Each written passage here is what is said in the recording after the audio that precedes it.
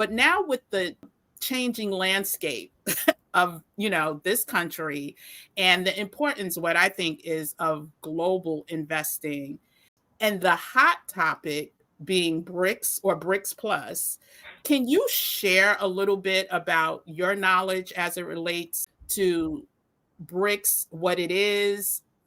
Should we be looking at it seriously, and why?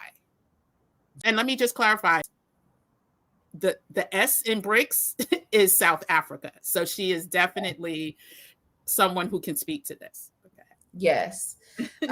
So I'm so happy that you asked about this.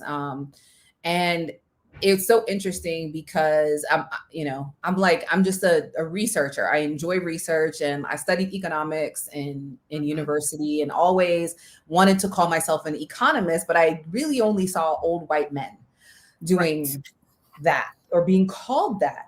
And so I was really reluctant to really, share content on economics because I felt like, again, like I needed permission from someone. So that's what also YouTube has given me, that, just that experience and that courage, because that's one of like my most like well-performing videos. And I just thought everybody's into this kind of information. And so I was living in Tanzania when I had, started learning about BRICS. And so this is one of the things, having lived outside of the US for over 3 years now, the media and the way that, and I know when I used to live in the US, like I was CNN down, MSNBC down like, every morning.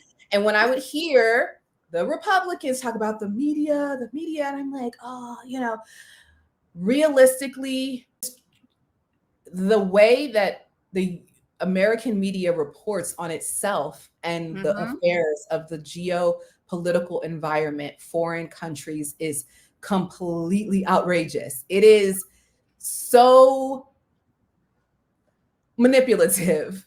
I'll say that, in just the way that it chooses which information it wants to share with its viewers.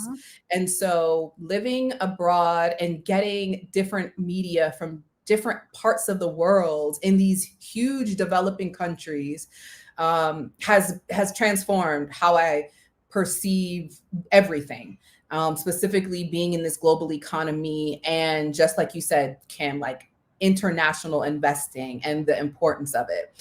So BRICS essentially is an economic alliance between several countries: Brazil, Russia, India, China, and South Africa.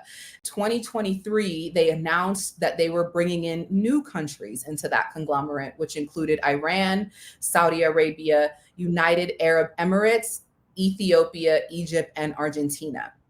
And so people are like, okay, what does that mean? What does that mean? So you may be familiar with like the G7 or the EU, and these are countries that tend to forge together for the purpose of economic growth. A lot of those countries in the EU or the G7 are Western countries. BRICS, the purpose of BRICS is basically to create an economic support system and structure for developing countries so that they can find independence in their growth from the Western structure. So the US dollar has been the global reserve currency forever, like as long as we've been alive. And it used to be backed by gold. Today, it's not. Today, it's backed by nothing. The US Treasury can print money when it wants to print money, and nobody can do anything about it. The problem is that foreign countries used to have to trade with each other with the US dollar. Okay, that doesn't sound like anything. What does that mean? Well, for example, if a South African wants to trade with Tanzania, a South African has to take their rand, convert it into a dollar, which means it's more expensive for them to get the dollar. Right now, the rand is maybe $18, $19 rand to $1. So that means I have to spend a lot of money to get $1 to then trade with another person. The Tanzanian also now has to take that dollar and convert it into their currency. So that process takes time, it takes money, and everything has to go through the Federal Reserve. The US is controlling trade around the world. And why does this matter? Well, the US has had power, has been able to see who's trading where, and how can I stop these countries or help these countries based on how they're helping or stopping us. And so I hope that was like super high level, but essentially BRICS comes in, they say, you know what, we want to develop and we want to trade in our own currency, and or we're going to create another currency so that we can actually develop without the US, the Federal Reserve, being involved in our business.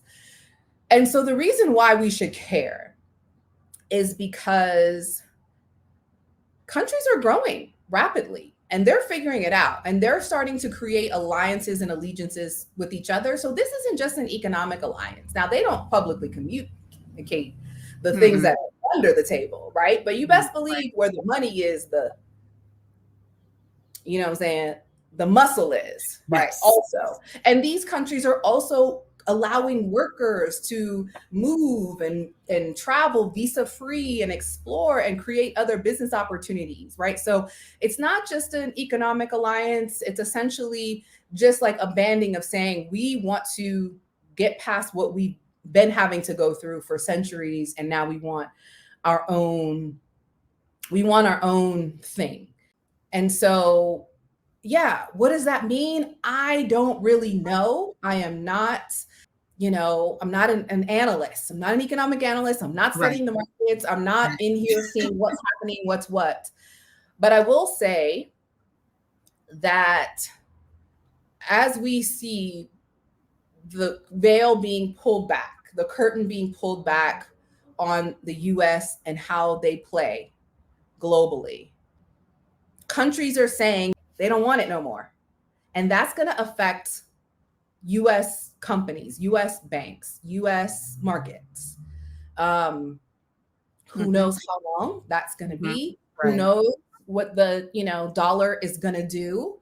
But several people are forecasting that the dollar will not have the power that it has today for the long term. What is long term? I don't know. But I think this unknown, it's important to ask questions. And it's important to say, okay, well, if this happens, then what does that look like? And I'm still invested in the market in the US. I still have majority of my portfolio in the US. I don't know, that's not going to stay the same for that long. As I'm still, as I'm here, I'm here. Right. I'm not, and this is to communicate awareness to the audience. This isn't meant to be fear mongering or tactics, right? It's just to say, this is something that American media is not reporting on. Why? Because it doesn't benefit them. If all of the American citizens knew that this was happening, they would remove their money from banks. And they did now, mind you, like when certain things happen, that's why you had these bank collapse, we got Jeff Bezos selling $2 trillion of his stocks, of his shareholding. You have to see these things and say, okay, these things are happening for a reason. And as Black people, we're always the last to know. We know everything about Beyonce and Usher and Alicia. We want to talk about what they're doing, but we're not paying attention to what it really means in the grand scheme of legacy, of sustainability. So good. Yeah, and just of preparation.